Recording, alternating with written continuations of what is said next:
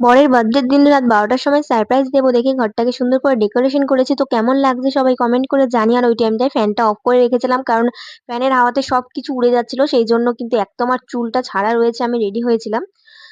তো তার মধ্যে আবার ফ্যানটা অফ ছিল। তো অনেক বেশি গরম লাগছিল সেই কারণে। তো পুরোটা আরকি কমপ্লিট হয়ে যাওয়ার পর তারপর আরকি ফ্যানটা চালিয়েছিলাম। বাটারস্কচ ফ্লেভারের এই আইস কেকটা আরকি বরের জন্য অর্ডার করেছিলাম। তো কেমন লাগছে কেকটা দেখতে কমেন্ট করে জানিও। তো যেই মেয়েটার কাছে আরকি অর্ডার করেছিলাম, ওই মেয়েটার আরকি Facebook এ অনেক আরকি কেকের ছবি ছিল। সেখান থেকেই দেখে আরকি পছন্দ মতন কেকটা অর্ডার করেছিলাম। আর ওপরে আরকি হ্যাপি বার্থডে বর লেখাটা ওর আরকি আমি বলে দিয়েছিলাম লেখার জন্য। তো আমাকে জিজ্ঞেস করেছিল যে কি নাম লিখবো, তো সেই কারণে আরকি বলে দিয়েছিলাম। তো যাই হোক বর তো কেকটা কাটতে ভীষণই খুশি হয়েছে এত সুন্দর করে ডেকোরেশন করাতে। সেই কারণে আরকি দেখতেই পাচ্ছ ওর মুখের হাসিটা।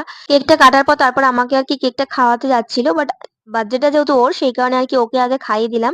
আর আমাকে যে একবার খাইয়েছে তারপর আমি বলছিলাম যে কেকটা ভীষণই টেস্টি খেতে। এটা বলার পর নিজে একাই আরকি কেকের পিসটা খেয়ে নিয়েছিলাম।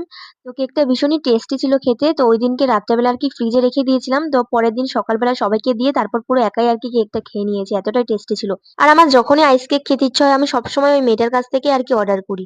তো তারপর বরকে কেক মাখিয়ে দিয়েছিলাম আর ওর রিঅ্যাকশনটা দেখো।